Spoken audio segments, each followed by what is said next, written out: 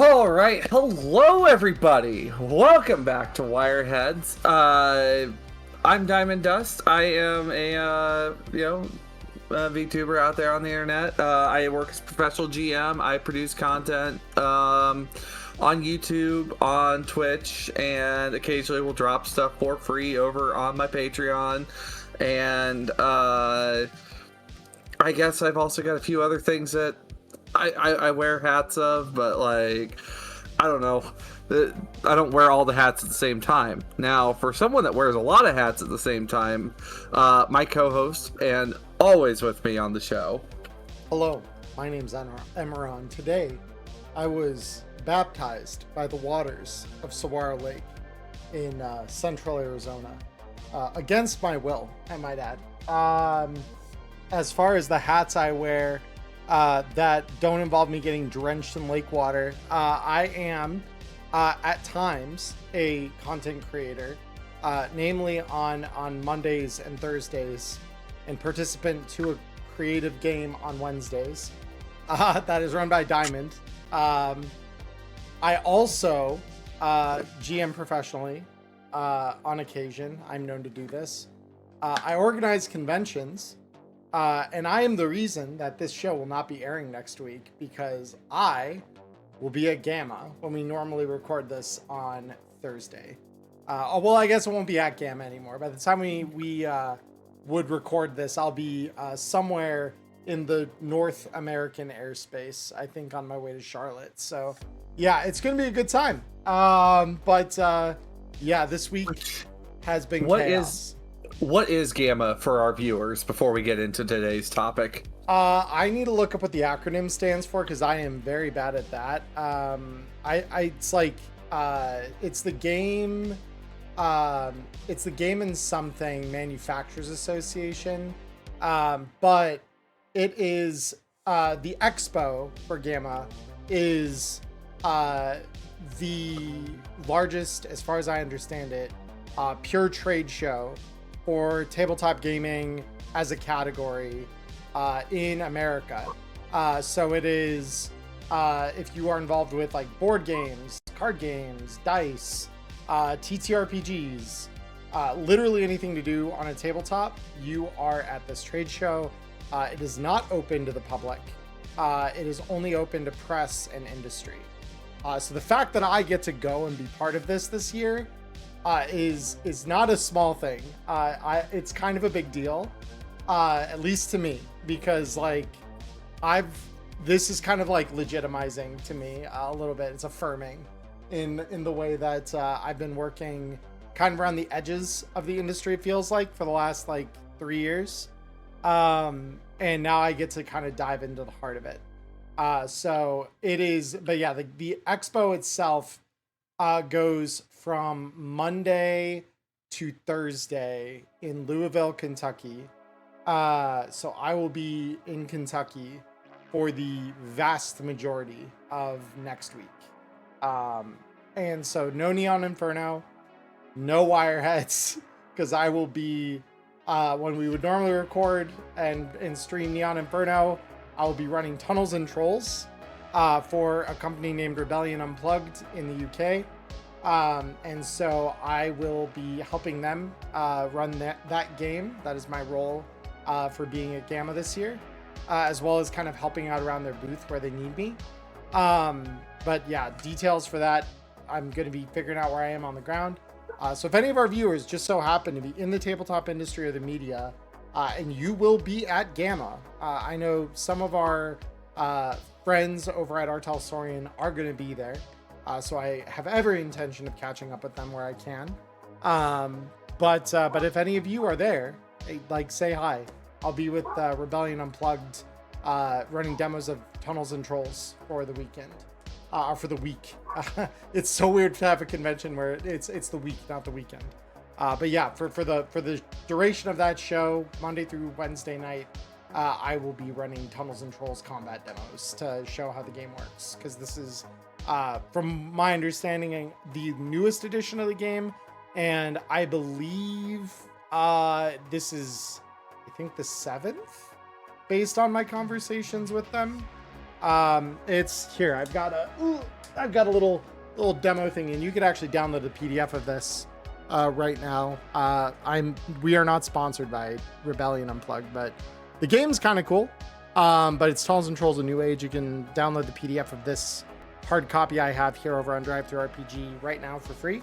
And it sounds like they've been mostly like open kind of beta testing the game for the last year or so. So yeah, that's pretty cool. That's what I'm gonna be doing for all of next week, and why we won't have a show next week. But Artel, probably because they're gonna be at Gamma, did do us a favor. And I just realized my topic box hasn't been updated since last time. I'm on top of things today, guys. They dropped us a new DLC, which I'm not certain, Diamond. Did we want to? We were going to dive through the other topic first, or that? Because we're gonna do accessibility versus integrity first, and then we'll do we'll talk about seeing double and also writing Merc story, or like these Merc scream sheets, like how these seem to be laid out. Second, also while that's being updated, because we aren't going to have Wireheads next week, to make it very clear, the next episode is going to be episode 69 of Wireheads. All right. Yes. And I've had it suggested to me by some viewers that maybe, Cyberpunk, there's a little bit of intoxication that gets involved. We're not going to get intoxicated on stream, but I might consider having a gummy or maybe having a little bit of the good grass before we get started with that episode. And I want you guys to, either in my Discord or Emmerron's Discord, send me some categories of some ideas for like tier lists. I've got an idea of one of them already, and that's going to be we're gonna tier list all the DLCs. Yeah. But I'm not convinced this won't take us our entire episode, because there are a lot more DLCs, I think, than Diamond thinks there are. But there's a lot. We will categorize them. There will be some when we go through that we leave out. We'll talk about why we're doing that when the time comes. But we've kind of had a pre-discussion about that particular set of tiers that we want to do. So yeah, we'll either create like a sub tier that is literally like, this is where all these are gonna go from the start, just so that we don't have to answer questions about why they weren't on there. But yeah, that's kind of the long and short of that. But yeah, please send us your recommendations or any kind of ideas you have for tier lists you would like us to rate. I know technically this pre-exists Wireheads as a podcast, but over on my channel there was a tier list we did ranking all of the roles in terms of player accessibility. Ironic that we're about to talk about that. As well as GM ease of running a game for.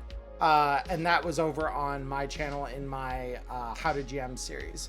So if you want to check that list out and see the way we rated that, we may revisit that in the future, because obviously the game has changed quite a bit since we did that. But yeah, feel free to send us your ideas. We'd love to see them, and we'll see what we can do. All right. So that being said, all that laid out, and of course, just as an early note, we are sponsored by Artel Oregon Games. We are. So if you are interested, use code Wireheads, all caps, at the Artel web store if you want to get print books. This does not work on DriveThruRPG, specifically the web store, or you click on the link below in the video for those that are on YouTube to get yourself over there. You get 10% off books. We get 10% kickback that helps support the channel, and we all get to play some fun games. So that being said, let's get into what was mentioned, accessibility. This is coming from a discussion from actually a stream that I was doing Sunday night where I was playing Star Citizen, and it was probably one of the it was weirdly enough one of the chattiest and busiest streams I've had in a while, which I'm always happy to see. Which, come check me out at other times. But We just I guess the background starts this for anyone that may not know. It is a kind of a big like open sandbox space MMO that has been kind of constantly in development. I'm not going to get into all that, but there is it has had a long backing history of like what is it, 2011, 2012? 2012, I believe, is when they started their Kickstarter. And I personally backed the game, I think, since 2013. So I've been around since like just a little bit after they ended their Kickstarter. It's grown a lot in that time. So we're looking at over the span of a decade, because my wife Valkyrie and we were introduced to the game by another friend of Emmerron and I's, Rob Barefoot. I'm sure you've heard of the guy. He introduced us to the game and gifted us, a package to get in, and it was we dropped in a decade later. And why that's important is because my experiences as a player in that game are vastly different from players way back to the early days of that game versus players that may have joined after me. And the discussion that we had was when the game the game had seen some changes in how the onboarding of new players happens. There's some changes to creating a different experience than what was originally put on paper. And what we had talked about was how do we have a game that may have been in production for a while, and in this case, Cyberpunk Red. Yeah. Cyberpunk in general. Yeah. I would like to even include 2020 in this just a little bit, just to kind of really expand the scope here. Sure. To a degree, because we have, because Cyberpunk's been around for a while, since the late 80s. And we have players that started playing Cyberpunk way back then, players that were playing like during the 90s through the early 2000s. You have players like me who joined Cyberpunk because I had a friend that was like, hey, would you be interested in playing Cyberpunk Red back in the dark year of 2020. And then you have more players that came in when Studio Trigger produced the anime. And of course you also have the video game. So, that being said, we have a lot of people entering the game at different times. And when we look at where Cyberpunk Red is in particular, the game has developed a lot since the core rulebook. A lot of things have been added since the core rulebook, whether it be through free DLCs or supplements such as Tales of the Red for adventures, Black Chrome for gear, Danger Gal Dossier for discussion on creating NPCs, and also just NPCs that exist in the world, and soon to come in some point this year, Night City 2045. Yep. Which, by the way, follow the devlogs. It's always a good read.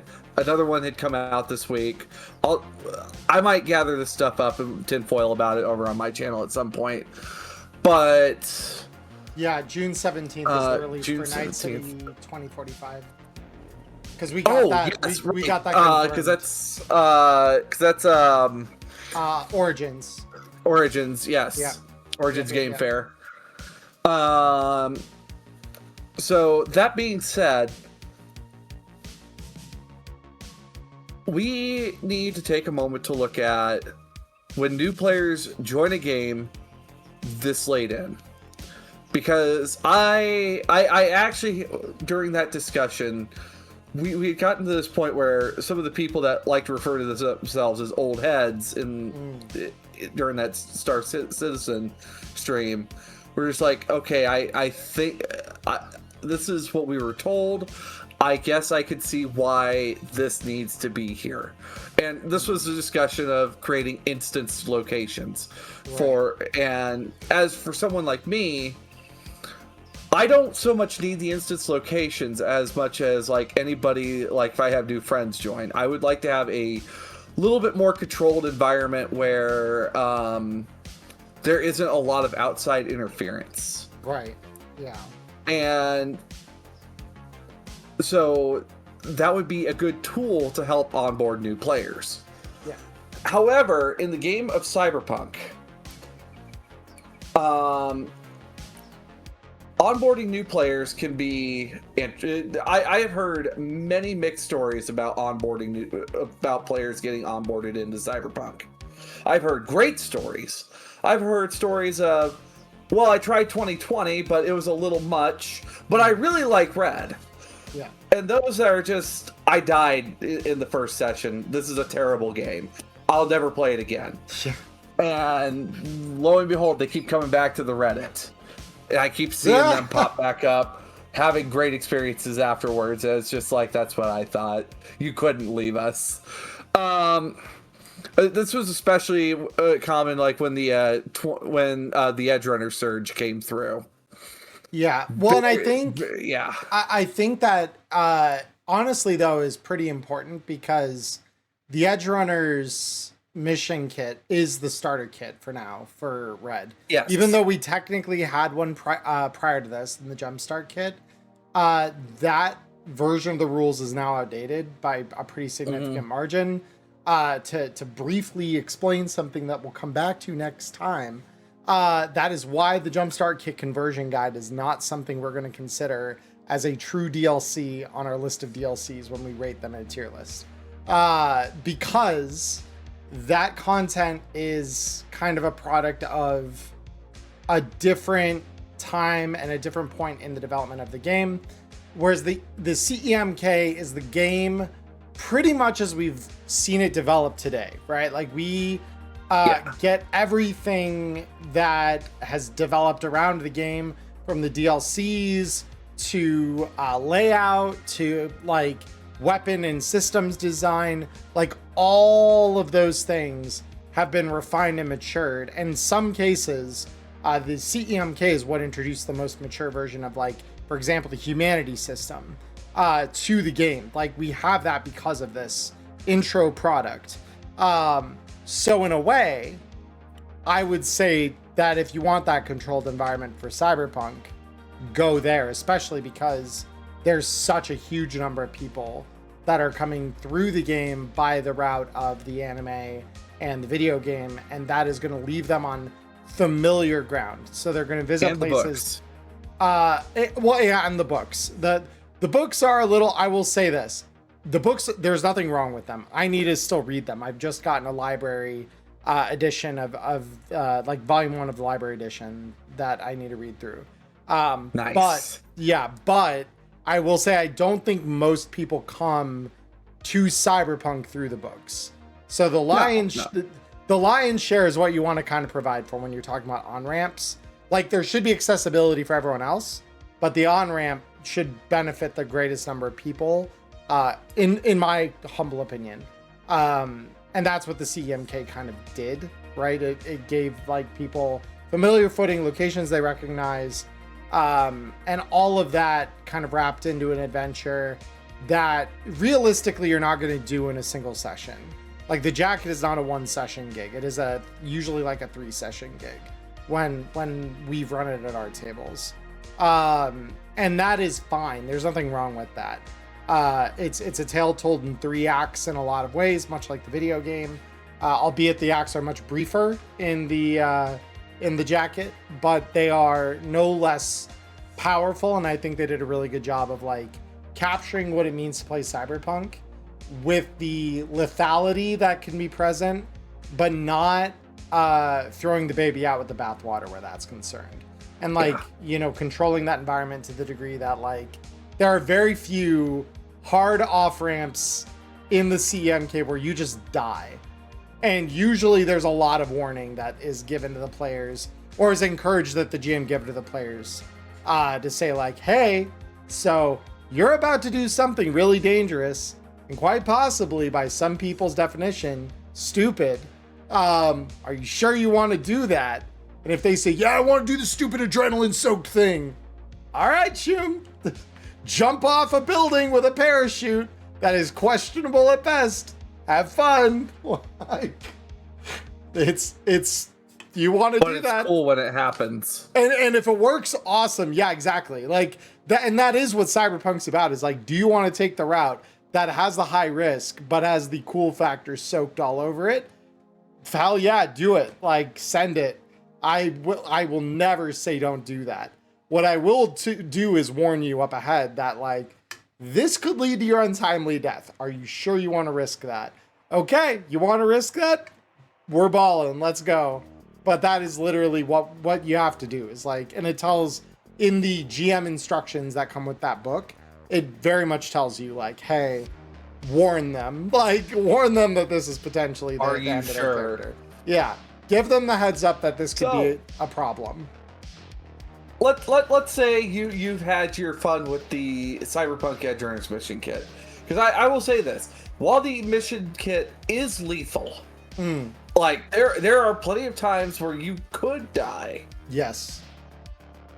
I feel that the jacket is a good onboarding mission that, like, you don't have training wheels on the bike, but you're not moving that fast on the bicycle. Right. Now, on the other hand, Cyberpunk Red, you know, for me, I am a seasoned GM, and something that I have had to learn is how to let off the gas just a little bit when it comes to new players, because a lot of my groups are either 2020 vets or players that come over from other games that are just as lethal. Having a cyborg player come over and just be like, I'm not dead yet? What do you mean my character survived a whole session? What do you mean? What do you mean bullets? That's crazy. I have to count each bullet? Yeah, no, that's cyborg to cyberpunk. If they do it that direction, that's got to be a wild headspace shift. It was so fun having them over for a one shot. That's so funny. Yeah, Cyborg. It was a good time. Any of you have not played Cyborg? That game is. You think Cyberpunk's lethal? You ain't seen nothing yet. Oh my god. That game, you will throw character sheets like candy. It's insane. There's a reason that when they sell the character sheet pads for that one, they're small, like literally about postcard size. And you literally can tear off a new one. I think there's like probably 50 sheets in that pad. You can burn through one of those pads after like a good 7 or 8 sessions if your whole party needs to roll new characters. It's not a joke. Like, yeah, the oh gosh, I'm trying to think what it is now. The thing you have to think about is, how do you give someone a accessible experience into the red without taking away from the integrity of the red? Yeah. And when we were talking about this Tuesday night, one of the things that I was worried about when I was thinking like player accessibility is like, how far is too far before you take away what makes Cyberpunk? And given the scream sheets are good, but you only have so many scream sheets. Yeah. You only have so much pre-written content. So true. I was thinking about I have like 3 thoughts when it comes to this. And one's going to be covering the accessibility, one's the integrity, and where do you find that middle ground? Sure. On the accessibility side, when you are introducing players into maybe their first campaign where they're not using, like, if you use the pre-gens are fine. The single shot crew is a great group to use. But when you are doing pre-gens, you as a game master should have at least a little bit of a grasp on the character generation you want to use, whether it be Street Rat, Edge Runner, or Complete. I prefer Complete package because I love to give my players that level of customization with who they are going to be playing for that campaign until I at some point kill them, or they inevitably make it out the other end beaten, battered, and I won, but at what cost? So first things first, make sure you know your character style, because I think it was mentioned here in chat. We all know the core rulebook's layout for character generation was it's questionable. It left more to be wanted with it. Yeah. And personally, I'm thinking of maybe creating a tool to possibly help with that, but I'm just gonna have to check with Artel to see if it's okay for me to build such a tool. Well, an Eraser actually raised a good point in chat right now. There's I think it's just like Real is the actual scream sheet he's talking about. And I believe it was one of the ones that we got with the Jumpstart. I know it came with the Jumpstart kit, but it stands up as actually a pretty good example of kind of what we're talking about, right? It's a VR simulation. It's a brain dance simulation of what can happen. So the idea is it throws the players up into, so that for any of you who haven't played the scream sheet, I'm not going to spoil the full extent of it, but the base premise is your crew or their fixer is approached by a sergeant for the NCPD that is in charge of their academy. And she needs help with training some recruits. Especially there's one in particular who has like a big fucking head on his shoulders and assumes that he has everything figured out. He is going to do awesome at this job, ace it, forward, backward. He knows what he's doing. This sergeant wants you to teach him that ain't all. Like, what he thinks is the job is not the job.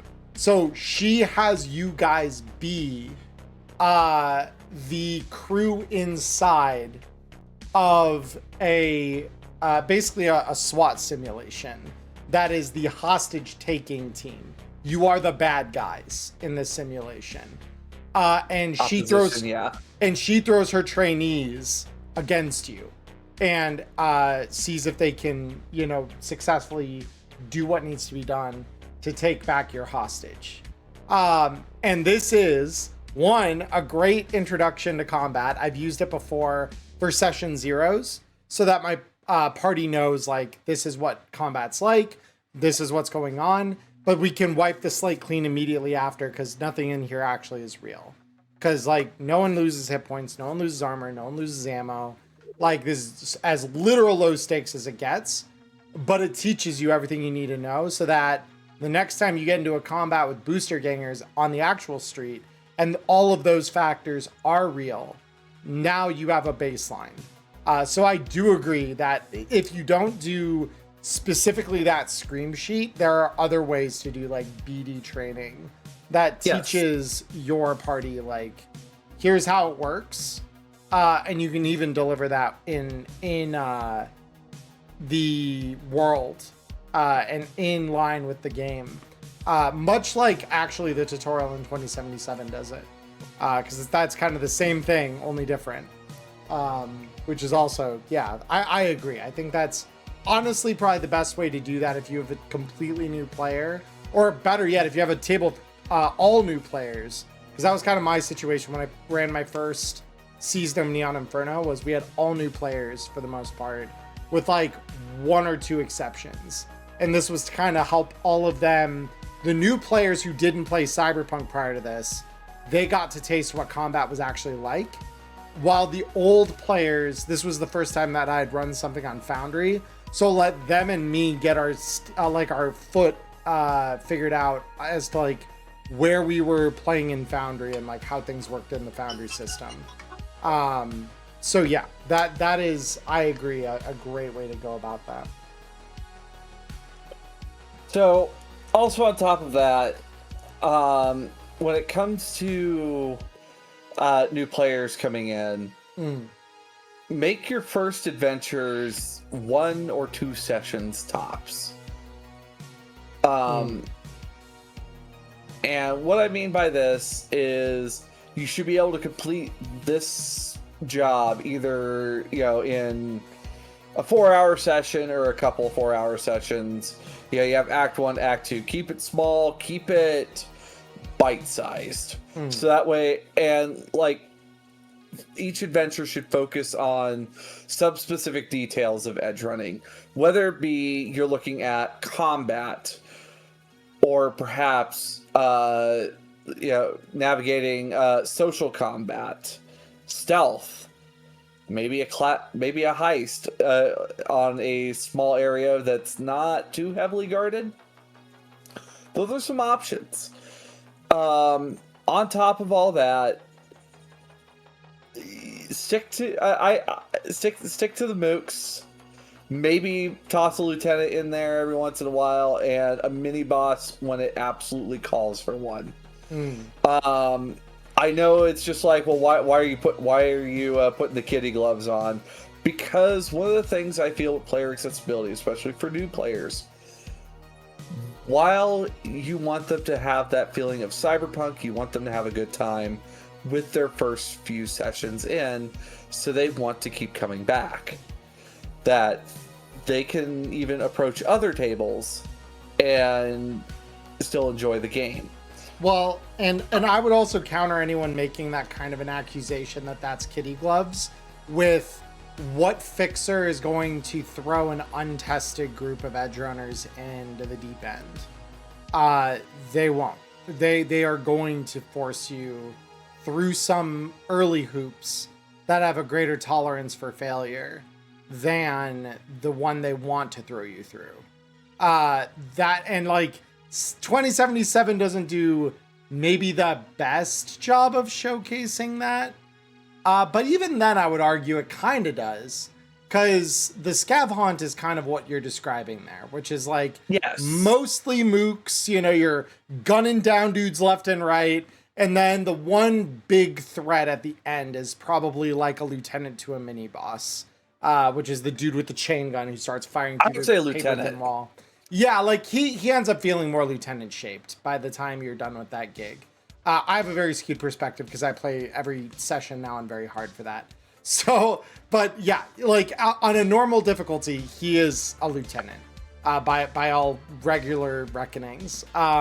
And so that is very much kind of your intro to like, here are your mooks, here's your lieutenant, go through. And then they even have like a little car chase at the end of that where you're like blasting out a couple more mooks for the fun of it. Honestly, Hot Pursuit, I've done that with new players before. It makes it memorable. It does. Hot Pursuit is a good addition to that. It is. And I think that the main thing with onboarding new players, if you're going to build a session, build a session where everyone at the table, at the bare minimum, has something they can do with their role. So if you have a tech, that means you have some electronics that they need to sift through. If you have a net runner, this means there's something controlled by a net within your adventure. Solos are pretty easy because you just need some dude who is bigger and bulkier than the rest of the team, so that they're not immediately wiped off the map by your solo getting engaged with them. But yeah, I mean, it's all that little stuff, right? Give your players the problems in there that let them flex their creativity.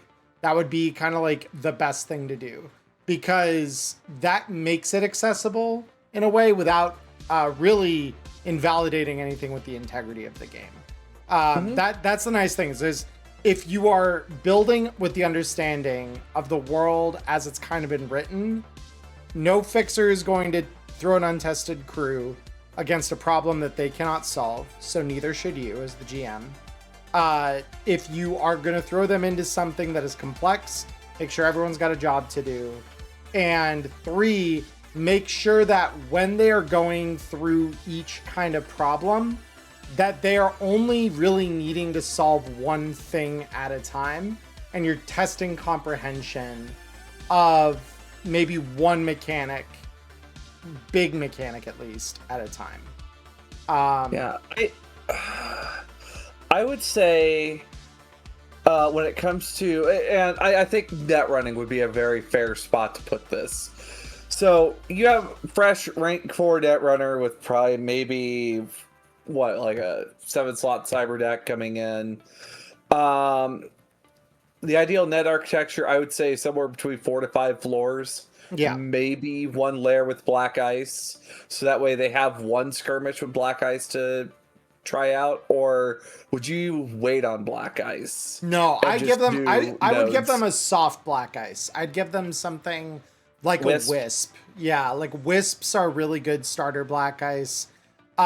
You could throw a hellhound at them if it's the only thing in the network, because hellhounds are spooky enough to show the netrunner this is what you're going to be up against, especially if they don't have insulated wiring. It gives them an immediate like, oh, I need to prepare for that because that could happen again. Without it being super lethal, a single hellhound, if that's the only ice in a network, is typically not going to kill a rank 4 netrunner, unless they do something horrifically wrong or the dice really, really want them to die. But yeah, if you're throwing like a short 6 floor or less net architecture with a single black ice, and that one black ice is a hellhound, you'll probably be okay.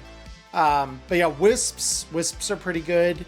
If you want multiple black ice, I would say wisps, ravens are another one that, while a little frustrating, it's another like very show don't tell way of like teaching the netrunner you can't rely on like one course of action. Sometimes you will need to get a little creative and do something that spins off your usual tactic. Also, just a quick note, Militech, thanks for sending dinner. I just got the notification. So, next leg, integrity. You are playing Cyberpunk. Cyberpunk is, set in the dark future. It is gritty. It is not your meeting in a tavern to go fight the dragon kind of RPG. While going out to fight dragons can be brutal, you have some great means to get a hold of it and probably a lot of allies at your side. However, for that player experience, like, there should be ways to project the what Night City can throw at you. For example, maybe they're in the middle of a gig. Throw a little booster gang at them. Throw a wrench in the middle. Like, the job's going too smooth. Some guys see that you are walking home with the package. Hit them right there. Go after them while their guard is down. They have a few less bullets and their armor's a little beat up. Do it. And maybe like once those gangers hit about half health, they book it because it's not worth their time. I think my favorite thing that has ever been done to me to teach me like this is what Cyberpunk is, and to really shake the like, don't be an idealist in this world unless you really, really need it. Like, if you want to be an idealist in the dark future, that is a really strong position to get yourself killed from.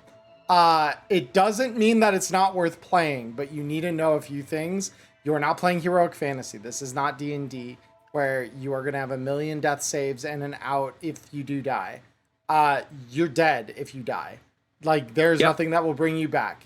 You got one death save at a time, and if at any point you fail that save, it is over. Unless someone has stabilized you until that, like, before that happens.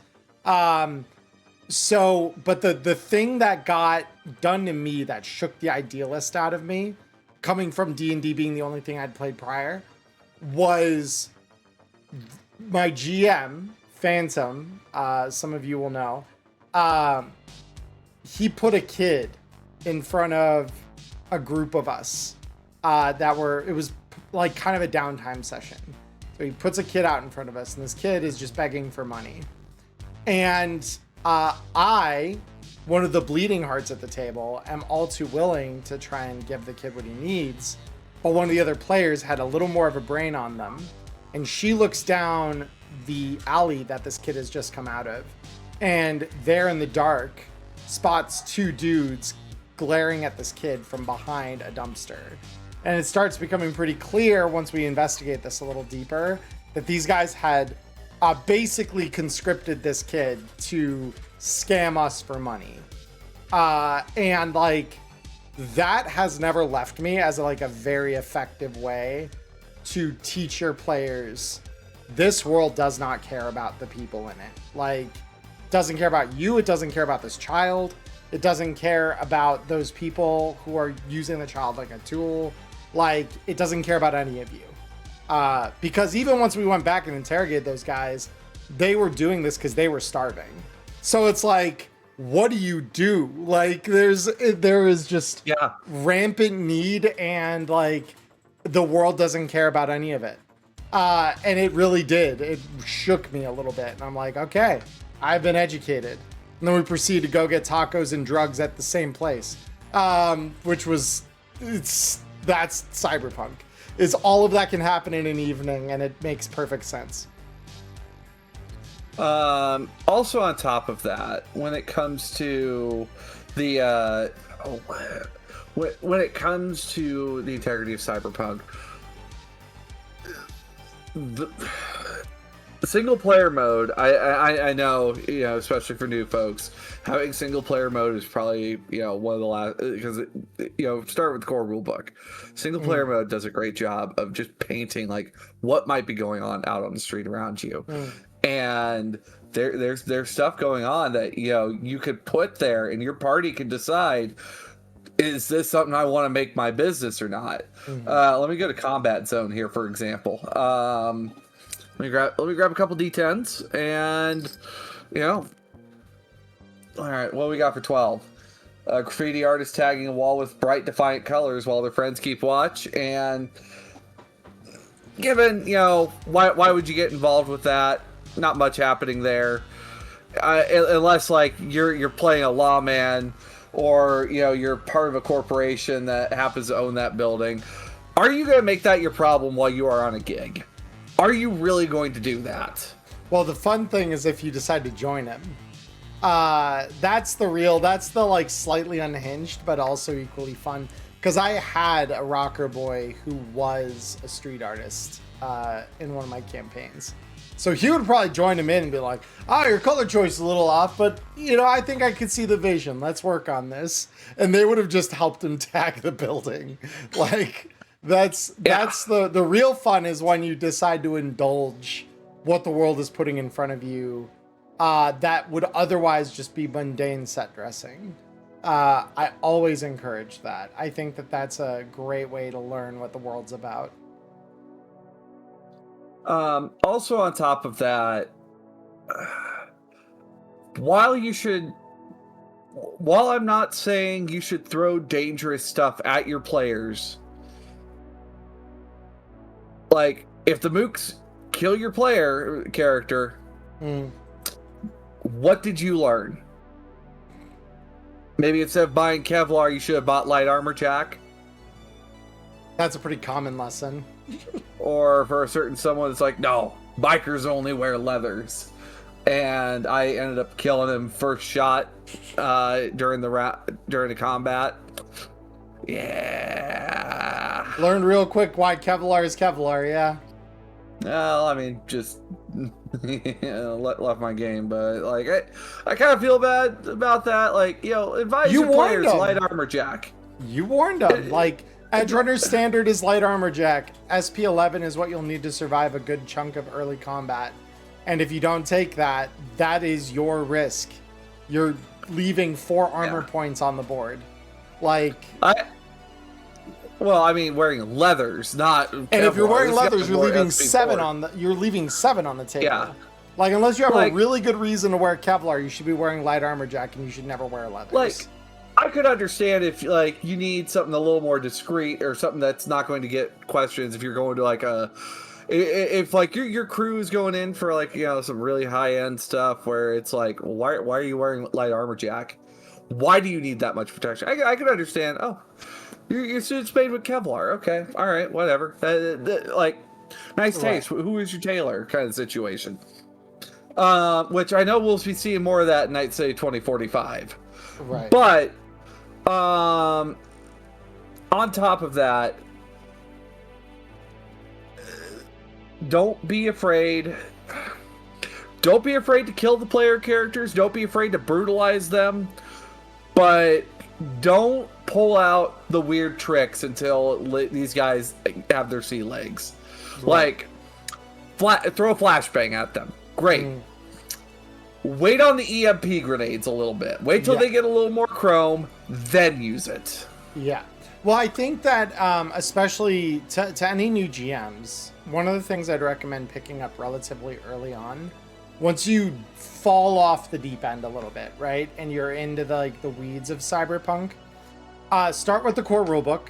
Like, I would say if you are brand new to Cyberpunk and you want to GM it, there are a couple things you should get right out the gate, and I would buy them in this order.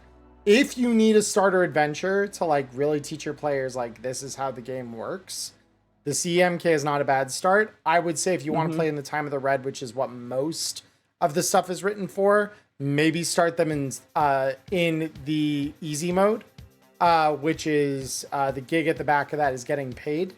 Getting paid is like an awesome on-ramp because it does a couple of the things we're describing. It teaches them the world.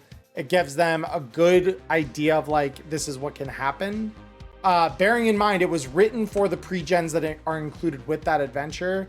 So you may need to add a few things, like especially like if you have a netrunner at your table, you may need to add a network to that doesn't currently exist because they didn't add netrunners because netrunning is its own chapter of the core rulebook. But I would say if that's like really what you need is like a good introductory adventure, I would say easy mode, Red Chrome Cargo, Break the Box. I love Break the Box. Pretty much any of those three are going to be like a really solid intro adventure that you can do in a single session with just the core rulebook. The only thing about getting paid again is that, you might have to tweak one or two little things to make it really feel like everyone has something to do.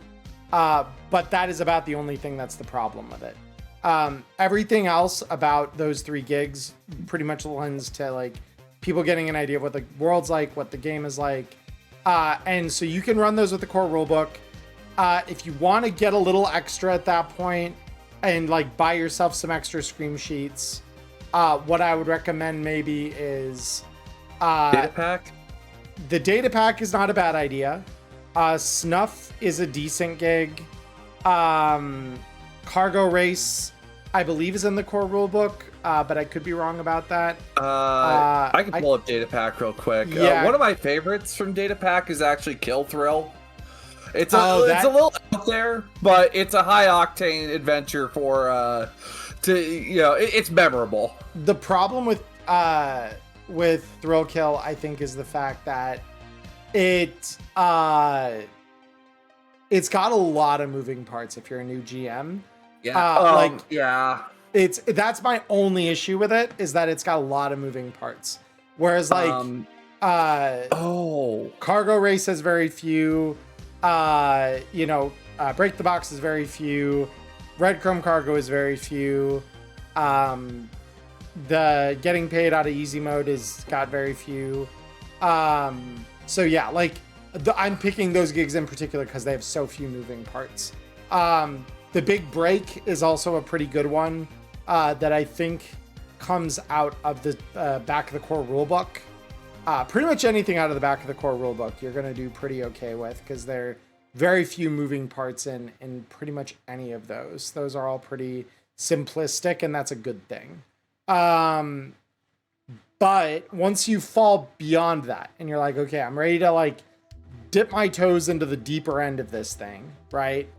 The question now is going to become whether you want to buy a Tales of the Red book, which will lend you to doing an actual campaign, or if you want to write your own stuff, in which case I would recommend getting Danger Gal Dossier. And at any point in this, you can get Black Chrome to expand your gear options. You don't need to really wait on that. That just is like more gear options. And it does explain the economy a little better. So if you're struggling to figure that one out, I would say get a copy of Black Chrome. I personally have made a video on the topic as well to kind of help get new players into that, new GMs in particular.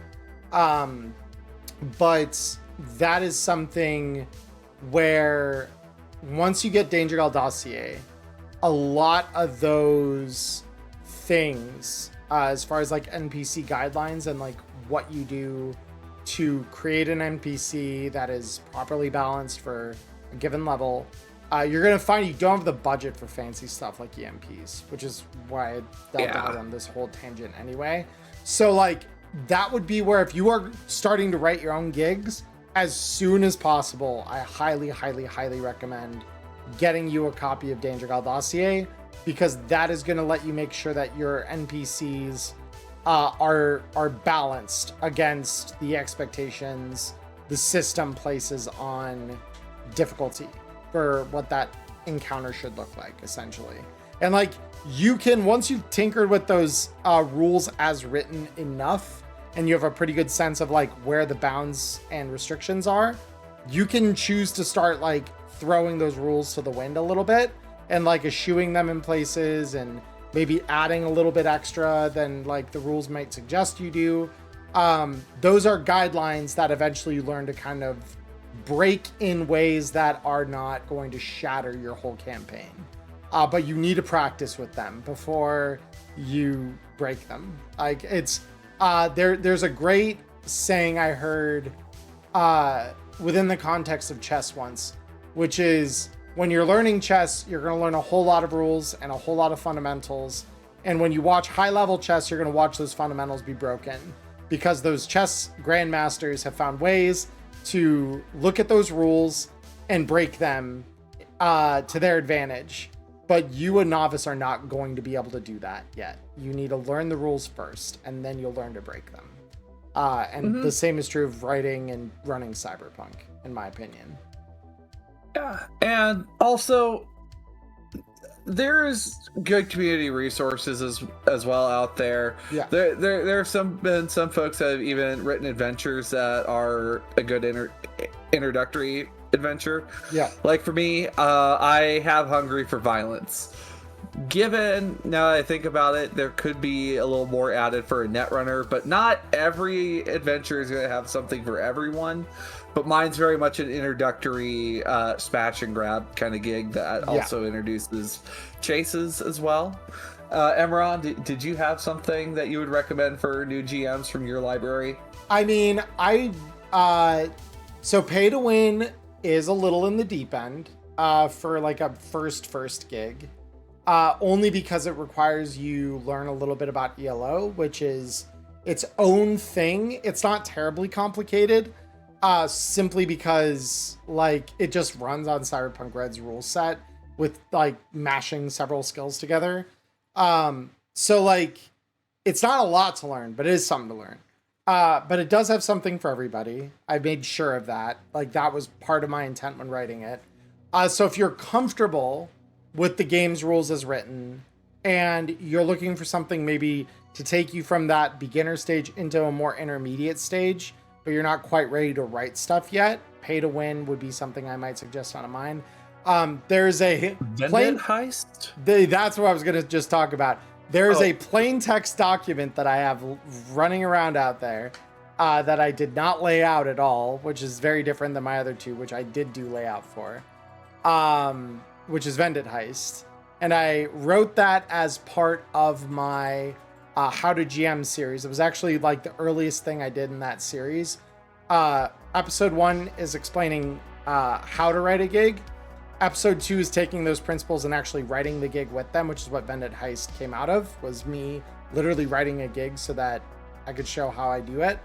And then episode 3 was a 4-hour long session of me actually running that gig and showing how the best laid plans that you might have for the gig might fall apart when you execute on it with a party of real people that are doing real things. Because I did not tell my party how the gig was going to work. I did not instruct them to build their characters a particular way. I just told them, build me a character that is like a starter character based on the core rulebook.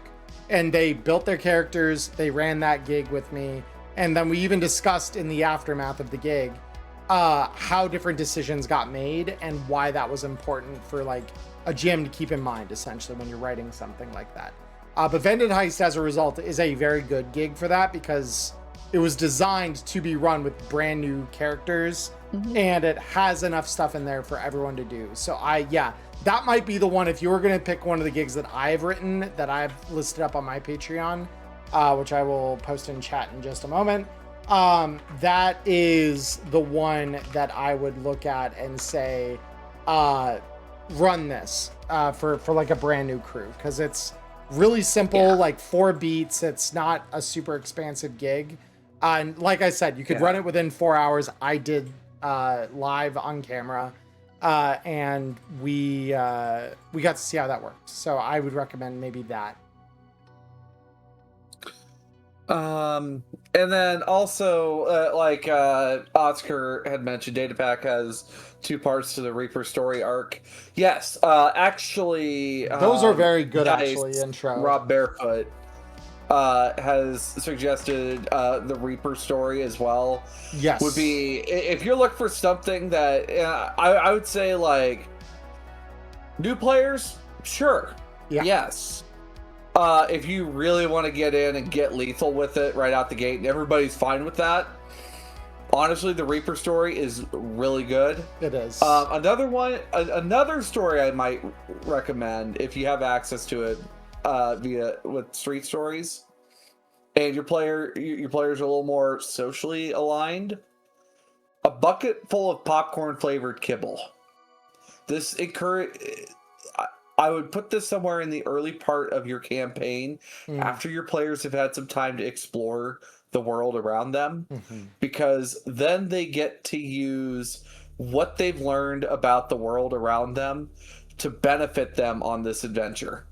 Yeah. I'm running through that right now with a group of rather seasoned players, because I have been dragging them through the mud, and it's just like, okay, it's nice to have this for once. I like this. Well, and I will say this too. It's gonna get worse. Well, and I will say this too. It is okay to have more lightweight or lighthearted gigs in between more serious ones, even if the campaign tone you're trying to go for is a very serious one. Because sometimes you need a palate cleanser. And that's kind of what a bucket full of popcorn flavored kibble is at its heart, is a palate cleanser. It also teaches you bullets are not always going to be the answer. It kind of does educate you in that regard as well. Though I would also argue there are a few other gigs in that book or the scream sheets that can educate that way as well. What about Agents of Desire? What do you feel about that one? I love that one. Because that one, especially if you have a very social heavy group, Agents of Desire really does lean pretty hard into you resolving more things in that gig without violence than with. There are a few moments where like violence is the answer, but like it doesn't have to be. And if you negotiate your way through that gig without violence, it's actually more impressive than if you do it with violence. I've had a crew do it before. I have too, and it's. I've also lost a fresh duck dinner over that damn adventure. Yeah, that's when I ran it. But yeah, it's a good time. It's a lot of fun. It is. I would say probably not my favorite pick for like first adventure, but definitely like third. Definitely early game. I would say, like Tales of the Red, Street Stories in particular, there aren't a lot of gigs in that book that I would recommend be a first adventure for your party, but there are a lot of those that would fit as like the second or the third, because same with Drummer. Yeah, Drummer and the Whale is very much like a third adventure. Haven't Got a Stitch of Wear is very much a third adventure. Staying Vigilant is very much a third adventure. Reaping the Reaper, really? Very much a third adventure. Yeah, because I would say Staying... I like using Stitch as a first adventure from time to time. The only reason I don't dig that as a first adventure is because you may not have the full context for why Night City works the way that it does yet. And you kind of need to know what it's like at rest, so to speak, right? You know it's normal heartbeat before you dive into something that affects that. Sure.